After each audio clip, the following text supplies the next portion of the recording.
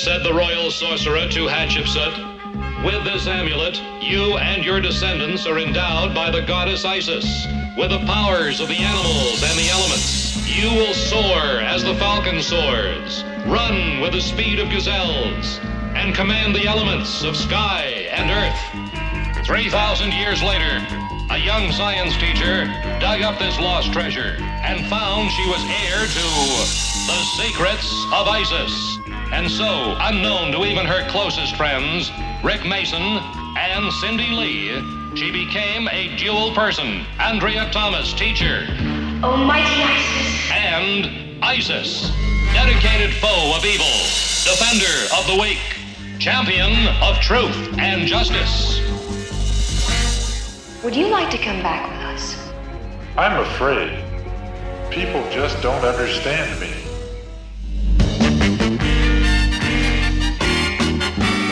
Welcome back, everyone, to an all-new episode of the Shazam ISIS podcast. It's your old mentor, John S. Drew here, and I'm here in the RV, continuing that journey down the highways and byways of the land, discussing those episodes of the iconic Saturday morning 70s television shows Shazam and the Secrets of Isis. And joining me on that journey, sitting next to me, making a huge sandwich while listening to his rock and roll music on his tape recorder, is the big red cheese himself, Mr. Richard F. Lee. Hey, Richard. Hey, Dr. John Drew, how are you? I am doing well. I am looking forward to this because I am a huge Bigfoot fanatic thanks to the $6 Million Man. But once again, you know, as much as everybody likes to pat Bionic Woman and $6 Million Man on the back as being revolutionary, there was Isis a year beforehand figuring out what Bigfoot was all about. Well, yeah, I mean, I live in the Pacific Northwest. We see him around here all the time. As a matter of fact, he works in accounting nowadays. Yeah. when he's not going through forests and causing people to be upset over things. You know that the famous Bigfoot footage that we've all seen was done up here in the Pacific Northwest, where I'm making this podcast from, right? Right. Yeah. Now, I've seen that analyzed and reanalyzed. I think there's something to it. I don't know what the Bigfoot family is up to. I'm sure there's got to be more than one of them. There's got to be a whole family, a whole tribe of those things going around, and I don't know what they're up to nowadays. But their duty is not to get caught. Yeah. And I think that we're going to see that Bigfoot is having a pretty easy time getting caught here. Oh, but more is to come. Yeah. But before we get into that, let me talk just for a few minutes here. Mighty Isis, issue number 2 from DC, January 1977. TV's top heroine uses all her mystic skills as she duels the creature from Dimension X. Oh, the creature from Dimension X. The creature from Dimension X. But you know what, though? I'll say this much. Yes, supernatural element again of sorts. I mean, it's a fire creature from another dimension. But this one is grounded more like the TV show because it's all set on the high school campus as these kids are doing this experiment and tapping into the other dimension. It's not like it goes outside. They bring the trouble to the school, and of course, Andrea has to turn into Isis to remedy the situation.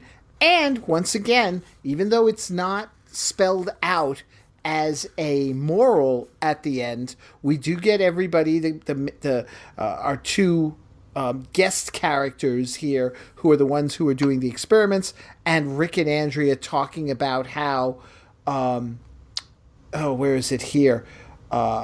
You should always keep an open mind because they Rick and Andrea throughout the story are warning the kids to be careful and what have you and such. And of course, when they get a little too careless, they're the ones who open the dimension door, so to speak, for these creatures. So, I mean, on the one hand, yeah, weird creatures who also violently throw Andrea against a wall, or not Andrea, Isis against a wall at one point in the issue. Wow. Yeah. I mean, hey, this is poltergeist level stuff here. But you know what also this has? There's a backup story for Isis. The Dimension X creature doesn't take the entire issue. There's a backup story, and this one is clearly could have been an episode of the show called Lost and Found, in which Isis saves these two kids from their capsized boat in a storm. And then when she returns to the school, she finds out that Cindy Lee has gone out into the storm on a boat to get a part of the scavenger hunt that Dr. Barnes was running, but Barnes had canceled it, but he couldn't get to Cindy in time. So she's out there in the storm struggling to get to No Man's Island to pick up a beach shell as part of the scavenger hunt. So once again, Andrea's got to become Isis and go rescue her from the water as well. And again, we get the gang together at the end. With the lesson of winning isn't everything. Oh man, it's funny. It's weird how they tried to touch on the school and touch on the elements that you'd recognize, but still, it's not entirely the common. And not only that, Andrea's driving the red car, not the yellow car. Oh, okay. She's driving. Maybe these adventures took place before the TV series. Maybe. Yeah, that's possible. We've got a different writer on this. It's not Denny O'Neil now. Now he's just doing the editing of the comic book. It's a man named Steve Skeets. And now, is the artist Wally Wood by chance? No, the artist is Mike Vosberg and Vince Coletta, and Mike Nasser and Frank Giacoa for the backup story. Okay. Yeah. There's some inconsistencies in the artwork, because I followed this whole series, and some of the artwork does resemble the actors. Now, I know that Marvel, in particular, Marvel Comics, they were required not to make the artwork look too close like the actors when they did adaptations of Battlestar Galactica, for example. Right. Because it would have been a problem with licensing issues. But for the Mighty Isis, the DC comic, the artwork does resemble the actors from issue to issue. In other issues, it doesn't. Right. It seems more generic, and I can't say that that's a conscious effort, because at least for the one guest appearance that Isis made in Shazam issue 25, that really does look like Joanna Cameron. And for the 8 issues of Isis, it seemed to go back and forth. It could be Joanna Cameron, it could be somebody else. It's hard to say.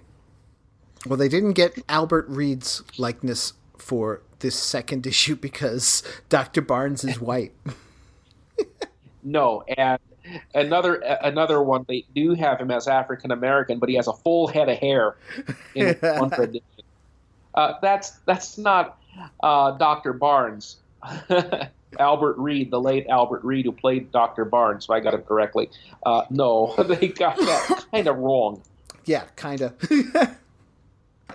But not a bad little issue. I mean, we haven't even still gotten yet to the weird twists. I mean, yeah, there's the supernatural elements, and it's a little more violent than the TV show would certainly be. But we haven't even gotten to the weird stuff that this comic book is going to go down a weird road that will eventually lead to a cliffhanger that never gets resolved. That's right. Yeah. That's right. And unfortunately, cliffhangers, they're designed to hook an audience, to have you keep coming back. Right. That's the point of a Saturday matinee serial from the 1940s. That's the point of having a cliffhanger in a comic book or in a movie franchise. Keep you coming back. Mm-hmm. The Mighty Isis comic did so poorly in sales that they couldn't resolve that story element, that story thread. It was left dangling with no resolution because no one was buying the issues, and they thought, we're not going to waste money printing an issue that no one's going to buy. And I thought that's too bad, because at least I was following the 8 issues of Isis where I could find them. I bought the issues. I would have at least wanted them to resolve that story. Yeah. Yeah.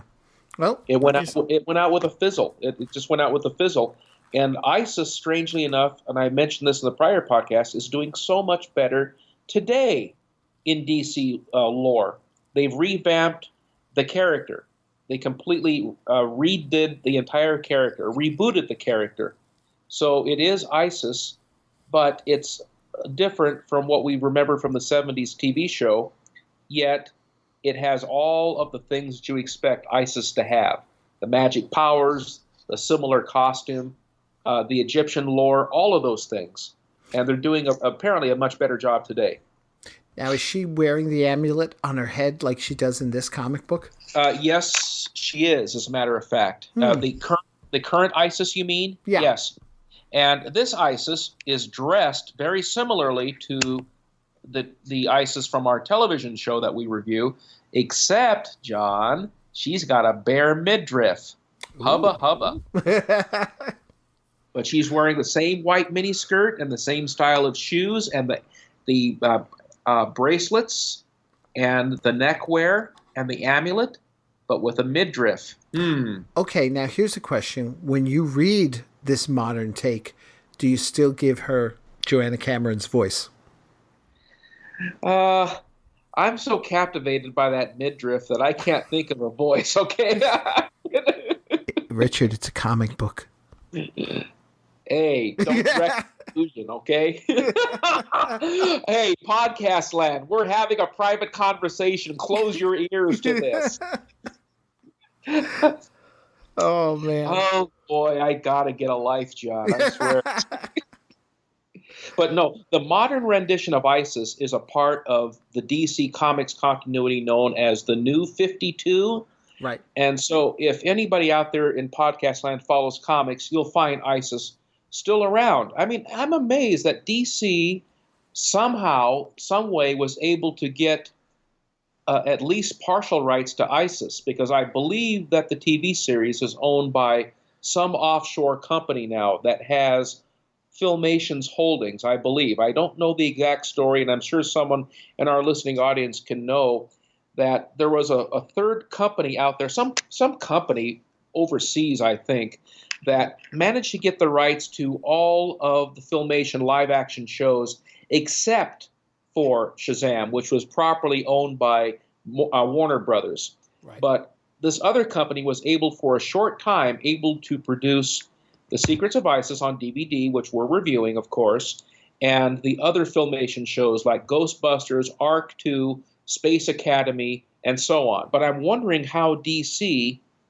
was able to either secure the rights to ISIS or change her just enough to where there would not be licensing and copyright issues, because I can tell you DC is marketing the new version of ISIS in the form of action figures and continued comic appearances. Interesting. I'll have to pick up an issue and just take a look and see how this is all playing out. Huh. So, all right, let's move on, though, and talk about this episode here. Oh, give me a home where the buffalo roam, where the deer and the antelope play. Bigfoot. Yes, you're right. When you started off the podcast a moment ago, this was really a cutting-edge show in one respect. It outdid $6 Million Man and Bionic Woman. It managed to capitalize on the Bigfoot craze that was emerging in the 70s. Yep. Now, I don't believe that Bigfoot ever really went away. I think Bigfoot today, the phenomenon, fascination with this character, whether you believe in such a thing or not, it's just as meaningful and relevant to people today. There are reality shows delving into this, but back in the 70s, Bigfoot caught our imaginations. For the love of God, I don't know why. There were those pseudo-documentaries that were put out that were rated G, if you recall. July 1960. While flying over a remote section of northern Canada, a Canadian aircraft patrol pilot suddenly encountered the huge shape of a strange, unknown giant. But what was it? And where did it come from? Now comes a motion picture that explores this incredible mystery. Don't miss Sasquatch, rated G. Now showing at the Embassy, 46th Street. Starts tomorrow throughout Greater New York, New Jersey, and Connecticut. Watch for this ad in your local newspaper. That would say exploring the Bigfoot phenomenon that they think they found him. And I think there was an In Search Of episode with Leonard Nimoy featuring Bigfoot. Yep. And so ISIS catches onto the Bigfoot craze. I love it. This is a great episode. Now, according to the DVD, this episode, entitled Bigfoot, is listed as number 8. Shooting began for this episode on September 9th, 1975. Now, get this. It was aired, according to the DVD insert, October 25th, 1975.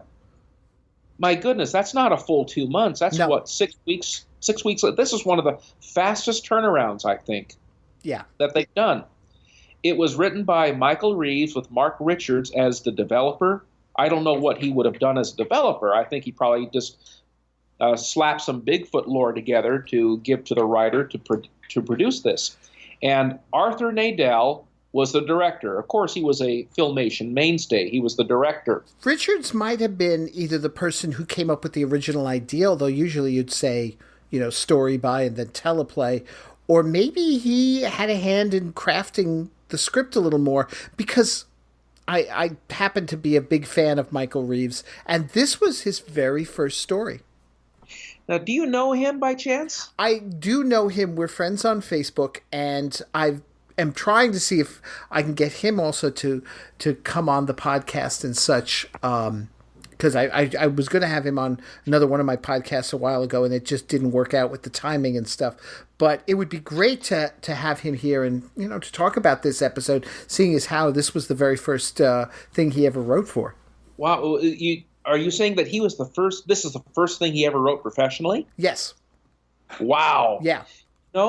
Sometimes a writer may be known for the first thing they've ever done or the first big thing they've ever done, even though they go on to do much more prominent things.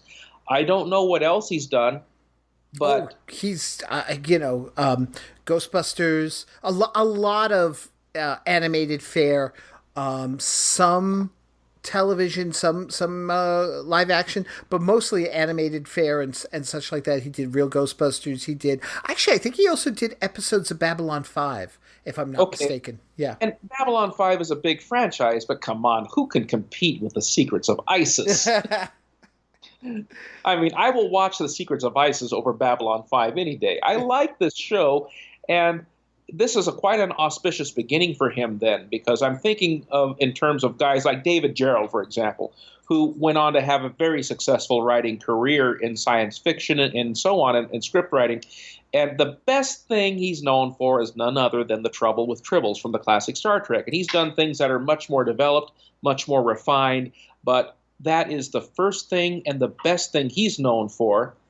And maybe Mr. Reeves might be best known for writing this Bigfoot episode of The Secrets of Isis. Time will have to tell. Yeah, well, I think time will be the determinant if that's ever going to be the case, because I can tell you right now, it's probably, the as much as, yes, we love the show and all, but it's probably one of the least things he's known for is this episode. Nothing's better than The Secrets of Isis. All right, so let me tell you about the guests on this one. We've got, 4 here. Scott Colomby, I'm assuming that's how you pronounce it, is Lee Webster. Neil J. Schwartz plays Mickey Moses. William Bill Engesser, he's our Bigfoot, our big guy. And Albert Reed, once again, gets credit as Dr. Joshua Barnes. Where seldom is heard a discouraging word, and the skies are not cloudy all day.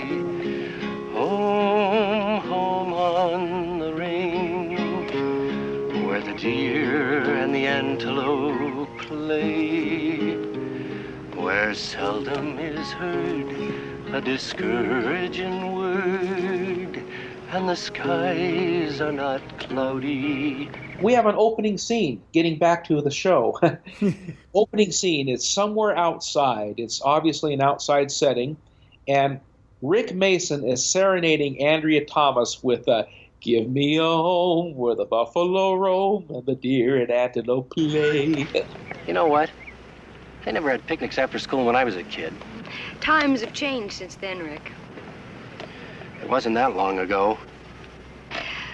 Well, I'm just glad everyone got some fresh air and some exercise.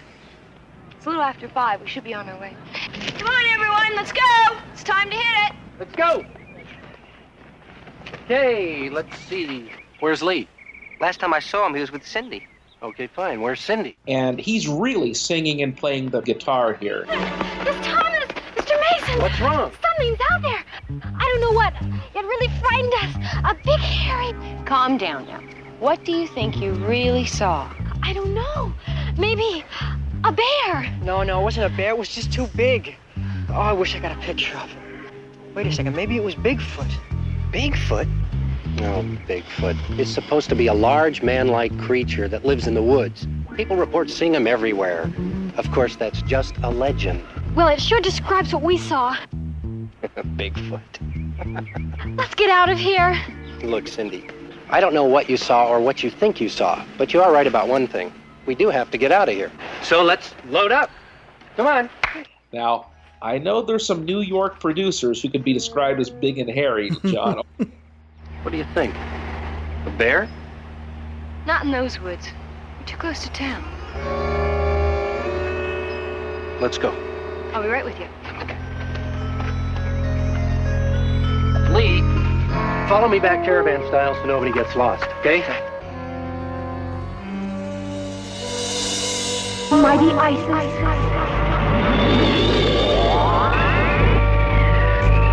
Step into reality for a second. Why would the first conclusion you would jump to is that it had to be Bigfoot? Okay. Maybe he watched In Search Of. Yes. Yeah. Or if I didn't know better, he could have been listening to George Norrie on Coast to Coast AM, where they have regular Bigfoot episodes all the time.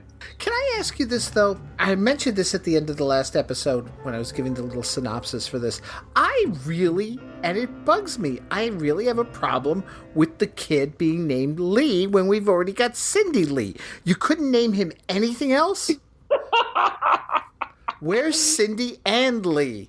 Not where's Cindy Lee now. It's where's Cindy and Lee. It just, It doesn't roll off the tongue. No, it doesn't. It doesn't roll off the tongue, and you're perfectly right about that. It does not roll off the tongue. They should have named the character something completely different.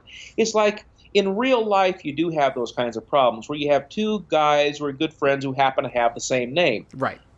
You don't see that in episodic television or in movies because it'll confuse the audience as to which character you're talking about. Mm-hmm. So I think they made a faux pas here. They should have named him something else.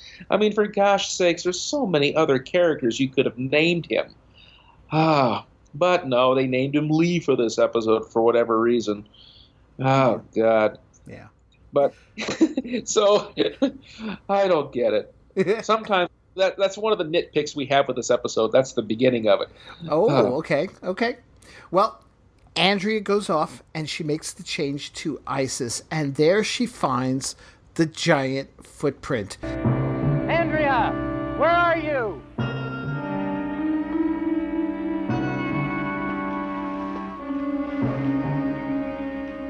Andrea! Yes, Rick. You shouldn't be out here. Why, Rick, I wasn't worried. I knew you were close by. Very funny. But you still shouldn't be out here alone. I mean, let's face it, Andrea. You're not Isis. Let's go. Oh. At which she gives us the old knowing glance. Yeah. Now, she's breaking the fourth wall early in the episode. Yeah. I kind of like it. I kind of like it. But here's something else that could be a trope. Long before we saw $6 Million Man, and we see the Native American saying, "No, it's not a cat. This is a giant footprint. You call him Bigfoot. We call him Sasquatch. Come on. Is this a trope in everything that involves Bigfoot sightings? A giant footprint. Yep. And not only that, it's only one footprint. Does he just have 1 foot and he hops? Well, and he doesn't make any more prints? He just makes one print? Well, his name is Bigfoot, not Big Feet. Yeah, like what do you call a guy named Bob? What do you call a guy with no legs? Bob. Okay, it's a bad joke. Oh dear, that's okay. Let's not make fun of the handicapped big feet now. So I don't get it. It's meant to set up something mysterious. Yeah, we're going to see a character named Bigfoot.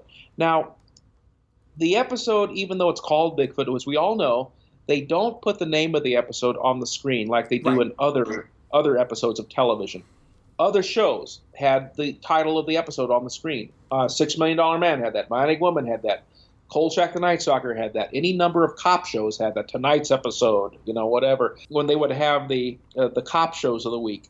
These episodes had names, but they never gave us the name on the screen at the very beginning. That's the one thing that I wish Shazam and Isis would have done. They gave the episodes titles. They should have given the audience titles. We didn't have a clue what these episodes were named.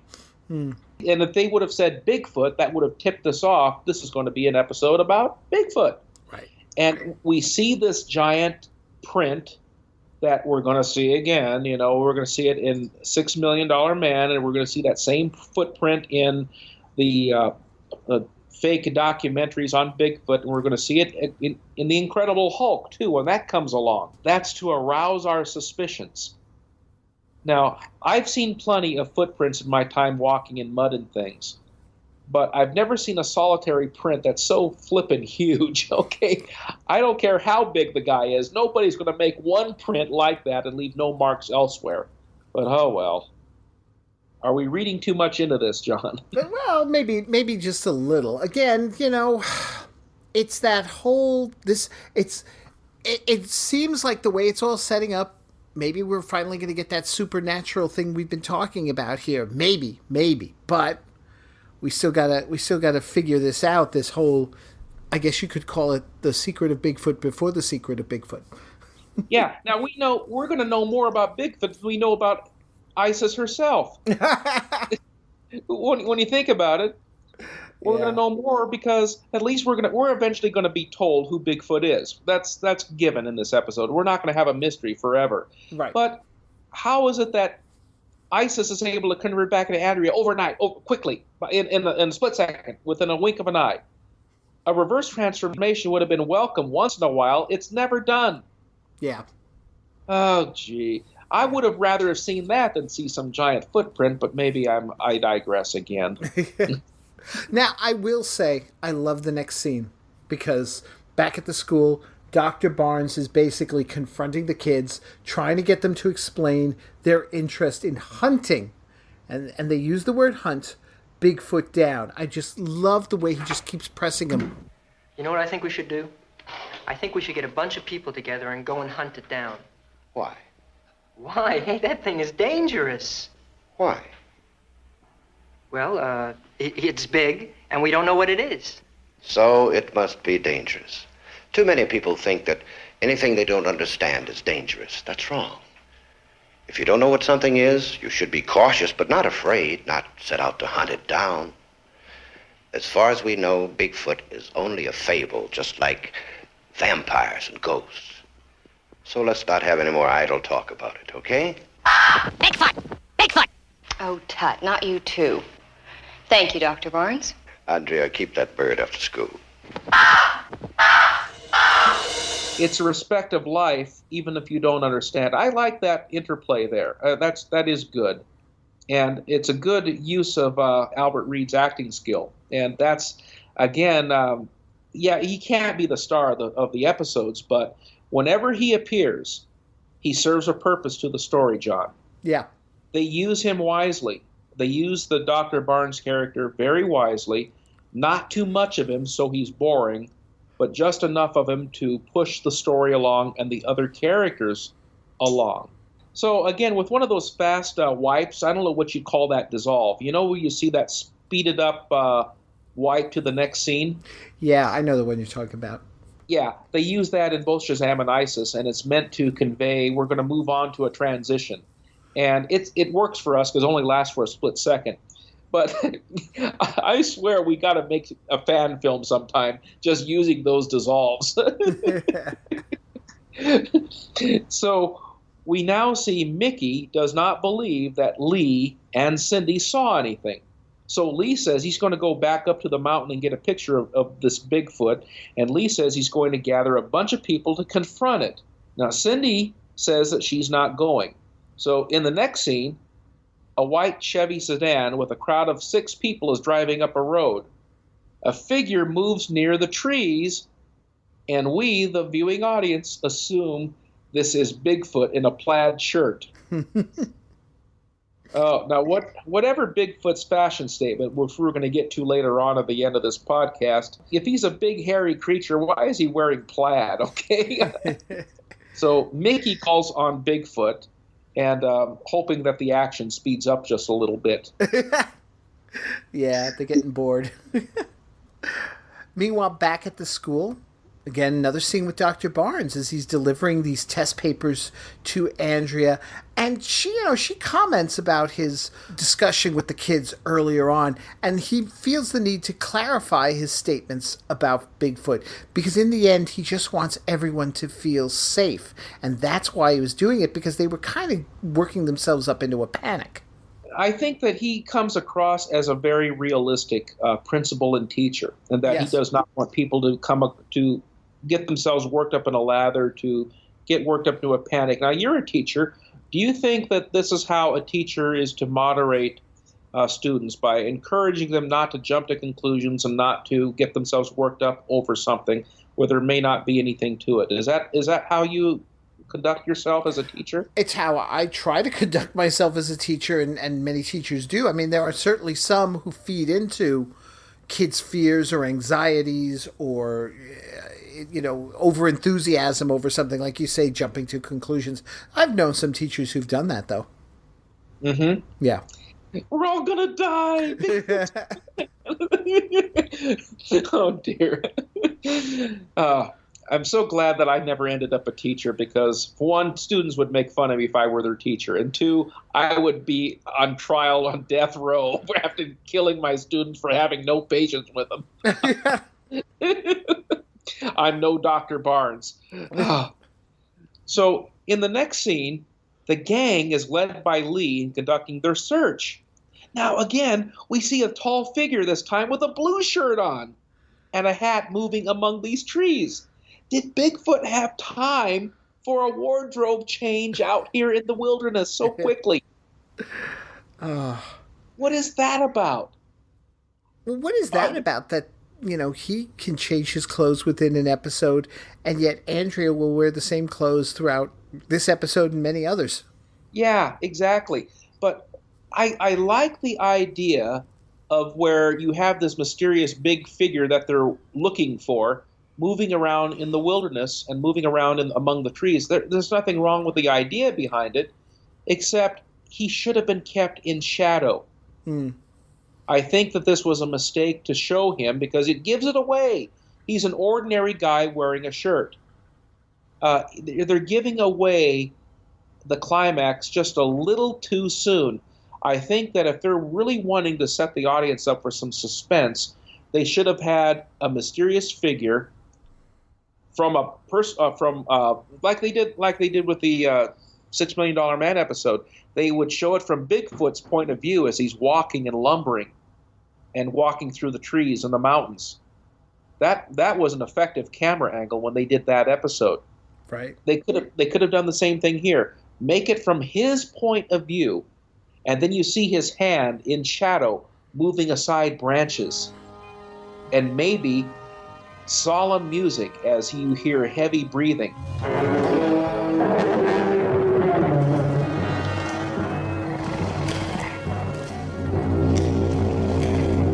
That would have been kind of scary and a lot better. And that would have made the audience think, hey, maybe there really is a Bigfoot out there. That would have been a better sell in my estimation, John.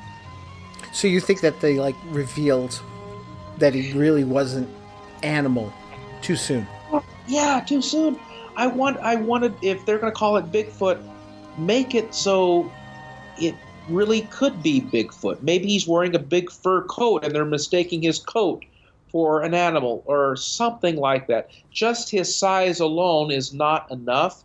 He's wearing a shirt and they're giving it away. Oh, dear. Okay, so what are we going to do next, John? Well, back at the school, Cindy has been doing reading on Bigfoot, and Rick gives her a lesson. It says Bigfoot's been seen in California. Oh, not only California. Every state in the United States. In Canada, they call him Wendigo, and the Indians call him Sasquatch. Bigfoot certainly gets around. That's true. He could be out there in those woods. See you later, Cindy. And Cindy becomes more concerned about the gang because... Actually, I don't know why she does. I mean, maybe it's because it's getting late, or maybe it's because, when you see so many different people talking about the legend of Bigfoot and having these different names, maybe it suddenly makes it more real to her, so she becomes more concerned? Yeah, I think that's what it is. I'm guessing, but I think that's what it is. As she's hearing the names, and as Rick Mason's giving her a lesson on Bigfoot, that's impressive. Yeah.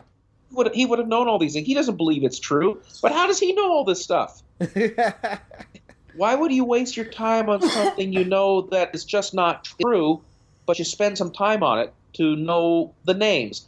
I'm interested in Bigfoot as a phenomenon, but I'm not familiar with all those names. Well, wow. Hang on. You just now basically just blew the whole concept of our podcast then out of the water. Because you just said, why would you spend time getting to know names and things about something that isn't real?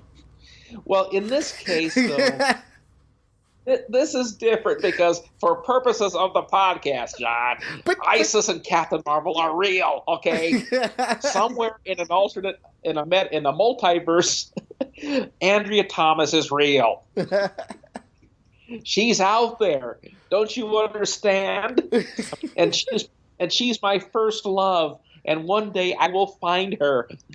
Okay, we're getting back into the creepy zone. Hey, you were the one who wanted to see Andrea Thomas in a bikini in the last podcast. That's true. Moving on. So here we are, back to the group. They're searching for Bigfoot, and they decide to quit. Now, Lee is going to take some pictures of the area before the rest of the gang decides to disband. The gang prepares to go, and so on. Lee is going to stay there. He's going to take some pictures of the area. He happens to have his camera with him. Yeah. But as he's taking his pictures and such, our large man, at this point we're going to call him that, advances on Lee, who sees him. Lee turns and tries to run, and once again, 70s trope, he trips and hurts his ankle as we come to the end of Act 1. And there's a lot that has happened in Act 1. Yes. We were, a lot of it has actually happened here. We were led up to the too early still reveal of Bigfoot. A little too early. It's only Act 1. And we've also have seen an Isis appearance early, although she was only there for a split second, to find the big giant footprint. The idea for this episode, I think it's a brilliant idea, what we're seeing so far. I just wish it would have been done. Oh, well, it's a kid show. They could not have done much in the way of a night shoot. We've never seen a night shoot for Shazam and Isis. Everything happens in the daytime. And yeah. I think this would have been a little cooler if this would have been at least dark. And so, anyway, he trips and hurts his ankle. Again, once again, you're right. We see this common trope. We've seen it in Isis probably just a little too much by now. And in Shazam, a little too much by now. That's the default way to stop somebody from going somewhere is that they hurt their ankle or get their leg caught in something. We've seen it before. Remember the exchange student episode of Isis that we just reviewed. The kid gets his leg caught in rocks, and Isis has to come along and move the rock for him. We saw this in the last episode of the second season of Shazam, The Odd Couple, where it's contrived where the kid hurts his leg, and once again, he's going to have to be helped out. This is a common trope with these shows, and again, it's probably because they want to put someone in a sense of danger, but they can't have somebody inflicting the pain or the harm on the person. It has to happen by sheer accident. So instead of, say, some mugger coming along and hitting a guy in the foot, when he's trying to get away, he has to slip or hurt himself. Nobody can inflict pain or injury on him. So the man extends his hand to help Lee get up. Now, we know who this guy is. He's a tall man with a hat. We don't know anything about him yet, but we know that he's a man in a hat. Cindy says that she's worried about the group that went looking for Bigfoot hours ago. They should have been back by now. Back where?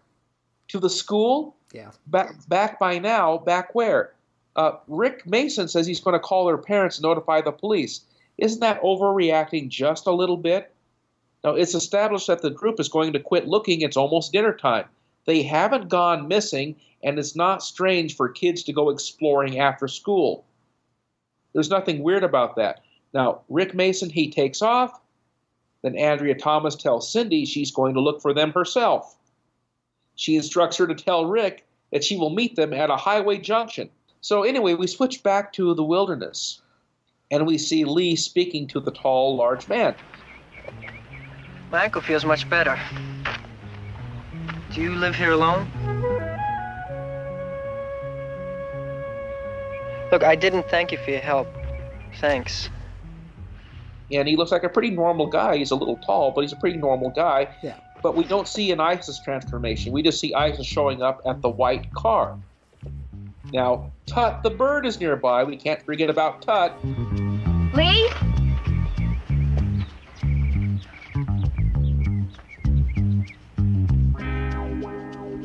Vicky!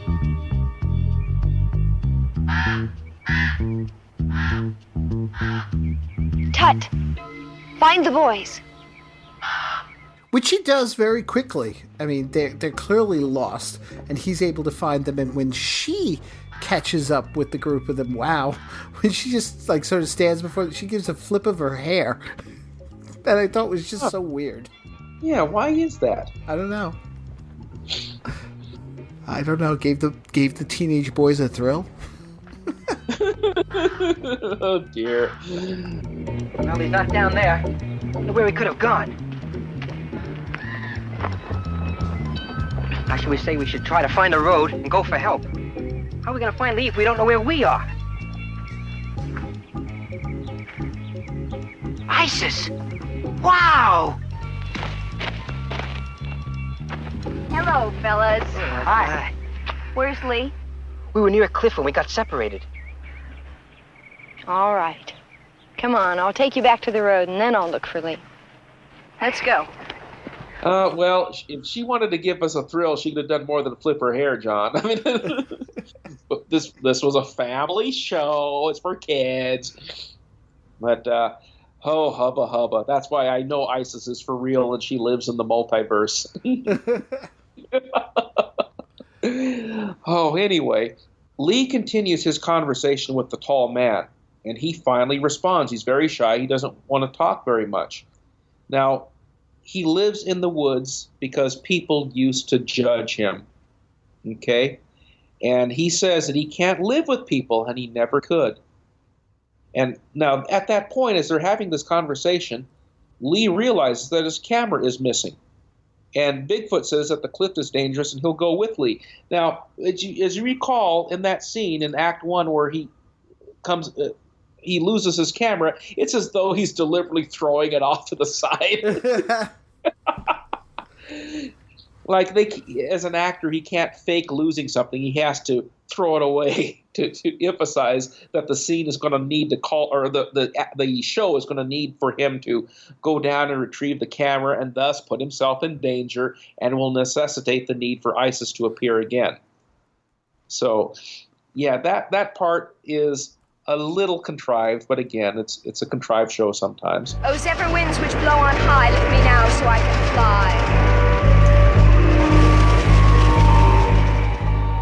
Now, Isis takes off flying, and the camera is seen hanging on a twig. That's where his camera ended up. Now, I thought it would have been on the ground, but it's on a twig. It just where it straps is there.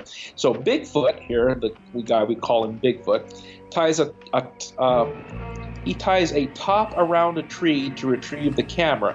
Now he's being lowered down. The rope gives, and he tumbles down the side of a cliff. Oh dear. So somebody has to be put in some kind of danger in order for Isis to come along. Otherwise, her appearance would be superfluous at this point. Rope now climb and heed this charm. Entwine that man and keep from harm.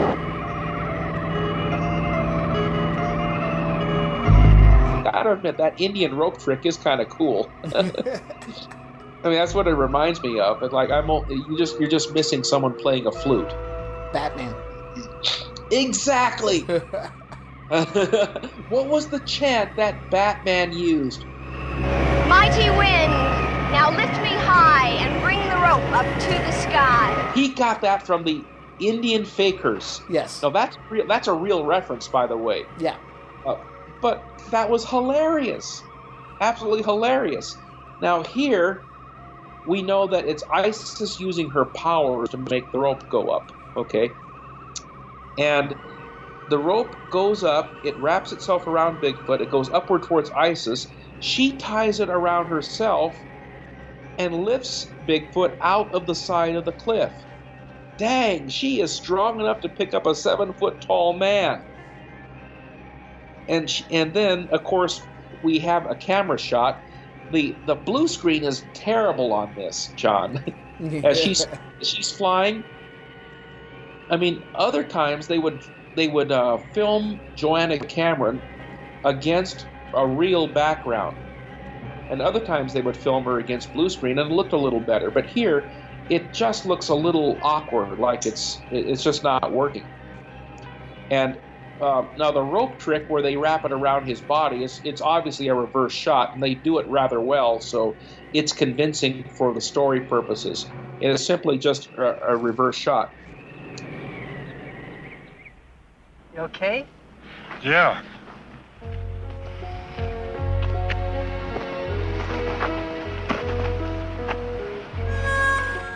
Bigfoot? Bigfoot. Thank you for saving me, but who are you? My name is Isis. But yours, I'm sure, is not Bigfoot. My name is Richard. Richard. That means strength. Would you like to come back with us? I'm afraid. People just don't understand me. I know. Sometimes people are very cruel to those who seem different. But it's worth giving them a chance. Why don't you think it over? We'd like to come back and visit you. I'd like that.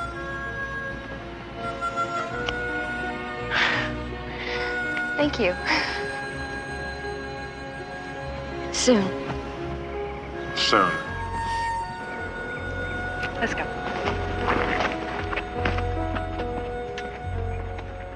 I saw this episode when I was a kid, and I thought, I don't know of anybody else named Richard except me. And I knew that I was never going to be as tall as this guy, okay? This dude was tall. So does this guy live out here in the wilderness by himself? I think that's what they're trying to get across. Yeah, no, I think that's exactly what it is. And, he's not willing to go back with her even though she offers. Mm-hmm. And go back where? Yeah, go back where? He doesn't have a home. Yeah, is she going to set him up with an apartment and everything? Yeah, is going to get him a job placement, get him signed up for health care, get him signed up with a Social Security card, all the 9 yards. I think he seems to be perfectly comfortable at this point in his life being away from people living out in the wilderness. I agree. But, yeah. And now in the closing scenes where they get acquainted with each other, this dude is definitely tall. He's towering over Joanna Cameron in this scene. Yeah, she's having to strain her neck to look up at him. Yeah, and apparently he really was this tall in real life. Yeah. Wow. Now, and we get a cute little end scene as Lee explains everything that happened once they're all back with Rick and Cindy Lee and all. And it's a nice touch with Andrea being upset at Rick for not meeting her on the highway for the search. But still, Rick will ask the question, how is it you and Isis are never together?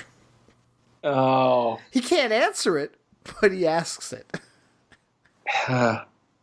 Well, I do love this show, but I got to tell you that I think they wore out that tread just a little too much. It was a nice touch, but in 2 or 3 episodes that's fine. But that's it's not quite as bad as Scooby-Doo. I would have gotten away with it had it not been for those meddling kids. Yeah. So you have some trivia about this episode.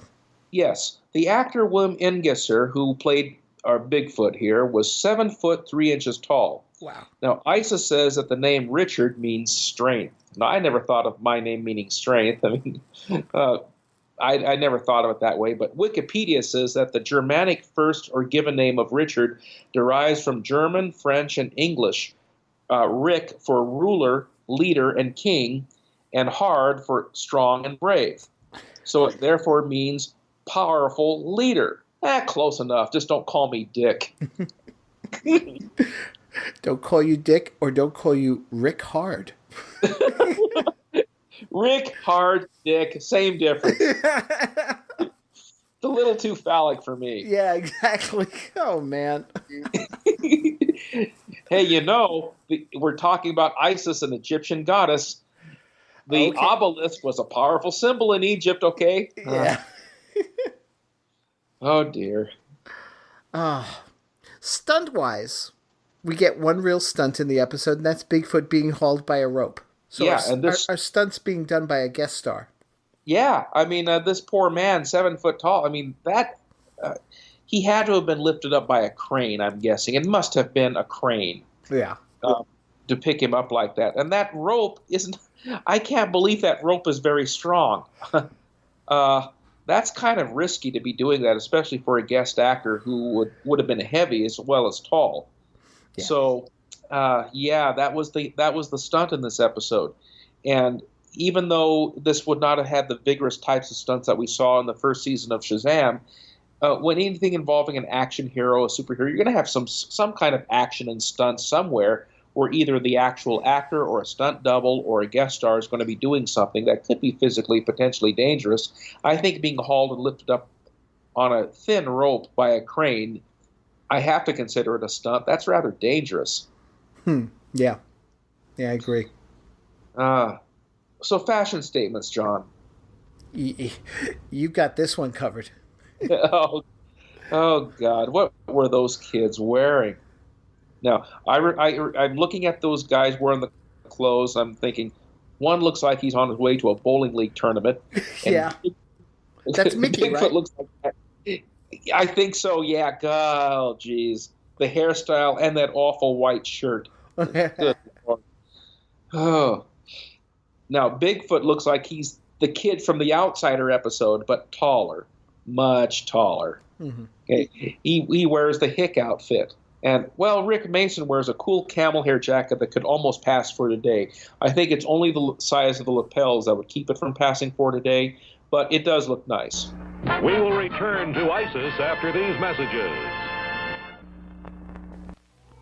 Unsafe Liz, desperately hiding in the darkest forests of the great Northwest. Bigfoot is here. K-Tel's Bigfoot is here, and far from frightening, it can be great fun. You can make footprints in the snow. Follow the leader. Make up your own games. Bigfoot, you're fun! Bigfoot from K-Tel. It's the $6 Million Man and Bigfoot the Bionic Beast. Drag Race Dynamite. New from Kenner, the TTP dual-launch drag set. With a $6 Million Man and his Bionic Mission Cycle against Bionic Bigfoot Jet-Style Ice Cycle. One start trigger turns them loose. Come on, Steve.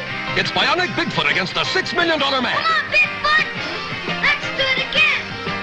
TTP dual launch drag set. Some assembly required. And now, back to Isis. There's a well-known proverb that says, you can't judge a book by its cover. What that means is that you can't tell what something is like just by the way it looks. That's especially true of people. So whether they be tall or short, thin or fat, remember, it's the way a person acts, not the way he looks. That is what counts. See you next week.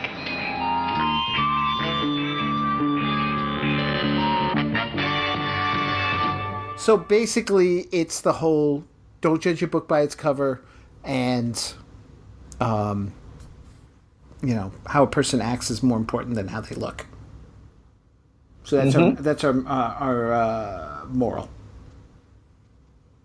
Well, that's good. I think. Let me ask you. I mean, because we seem to be in a world where it's all about naming things, identifying things. We seem to be more surface than anything. I mean, look at it. We've got apps for dating now, and most people will not give a person a chance if a picture is not included, right? That's true. We're very superficial people for the most part. I mean, there are those, there'll always be those who go, I don't care. You could be purple or what have you, but most people are. Most people have, and we're not talking about personal taste here. We're talking about just, it's, I don't know. To me, the moral works, and to me, this episode, well, all right, let me put it to you this way. Do you think this episode holds up? Oh, yeah, I think it does. I think there's something to be said about judging people by their appearance. And when you think about the irony, in a way, the irony is that Hollywood is based entirely on appearances. And it takes a show produced in Southern California in the Hollywood system to tell us, don't judge by appearances. Yeah. To me, I find the first half of this episode holds up, but I think the second half could have had a little more tension or drama to it. Yes, it did. Yes, you're absolutely correct. I think that's my perception of it also. Mm-hmm. I think the first half, the tension that was there, it was good. It got ruined by the too early reveal, the two reveals of the actor in the plaid shirt and then the blue shirt, and creating a continuity problem, but showing too much. And in the first act, revealing that it's just an ordinary guy, other than the fact that he's tall, wearing a shirt and a hat. I think that was too much revealed, when they could have held off on that reveal until later on in the second act. And it should have been shot from a point of view angle with more shadows to make it a little scarier.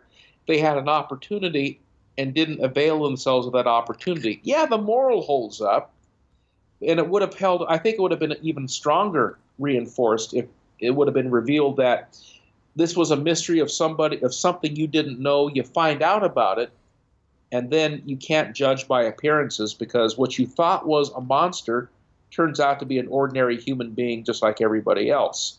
I think that would have worked a little better had the character been kept in shadow for just a little bit. Or if he was an alien. Yeah. Hey, aliens work, man. They do. Hey, they work for Helen Hunt on an episode of Bionic Woman. Yeah. That's got to be a career high, I'm telling you. Actually, if you think about it, it's kind of weird, but so far, Isis, who is a supernatural being herself, has debunked any sort of supernatural thing that we can think of, whether it's Bigfoot, aliens, right? Lights of Mystery Mountain. Debunked that. Yes, right. UFOs. She debunked the UFOs. She's a superhero who uses chance to make water go backwards. And she's debunking the stuff that would have been on George Norrie's Coast to Coast, and she would have been a topic to be on a supernatural radio show herself. Oh, could you imagine that as an episode of ISIS? Oh yeah, I think that would have been great. But you're correct. She has debunked things. Yeah. And that's fantasy tampering with reality, tampering with fantasy. I don't know. Okay, so let me ask you now, scale of 1 to 5 tuts, how do you rate Bigfoot? I liked it. I think I would have rated 3 out of 5 tuts. It's not a bad episode. It's not a great episode, but it holds up as far as the moral. I think this ties in with the popularity of Bigfoot. That was a staple of the 70s. That was a clever move on their part. It tells us not to judge based on appearances, and we got to say again, they really jumped on this Bigfoot thing before primetime TV did with 6 Mil and Bionic Woman and anything else. I mean, the Bigfoot phenomenon was in the air. It was out there. And ISIS did a very good job of capitalizing on it. It could have been just a little bit better. Yeah. And not revealing the tall man too soon. They should have kept him in the shadows, made him a little scary, and then revealed he's an ordinary man. That would have been, I think, would have had a better impact on the audience and would have reinforced the moral just a little better. You know, I agree with you. It's funny, I had 4 out of 5 at first, but I'm going to push it down to a 3 because of those things you mentioned. And then, as I say, I just feel that because of the early reveal, the second half is let down. Yeah. You know. And the enormous footprint was not explained either. You know, that's the thing. Not only was it not explained, why was it a footprint and not a shoe print? He was wearing shoes. Yeah, that's another thing. What is it with the bare foot and the little toes and things? Yeah. And that was a huge footprint. Yep. Okay.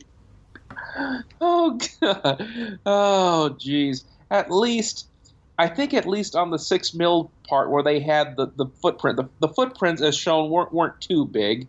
The footprint shown, but they had a few of them. It wasn't always by itself. I think they had a few footprints, but whenever you deal with a stereotypical Bigfoot episode of a TV show, you typically have a giant footprint by itself with no other footprints around. And in this episode, it's not even explained. Yeah. Oh, well. 3 out of 5, though. Not bad. Not bad, and we're in agreement on it this time. Which is cool. Now, next time, you know, Richard, Mom always said not to play with guns in the house. You might damage the drywall. And it looks like Bobby Brady, Mike Lookinland, is learning that lesson the hard way when he tries to gain a friend by offering him an antique gun in the ISIS episode, How to Find a Friend. I have some suggestions on how to find a friend. Giving an antique gun to someone isn't going to do it. You mean that doesn't work? Yeah. That's what they recommended in my NRA membership. Well, this is going to be an interesting episode to review. It's going to feature, like you said, Bobby Brady when he's not working on the Brady Bunch doing an episode of ISIS, and we're going to learn a whole new lesson for next time. So until then, folks, thank you so much for listening.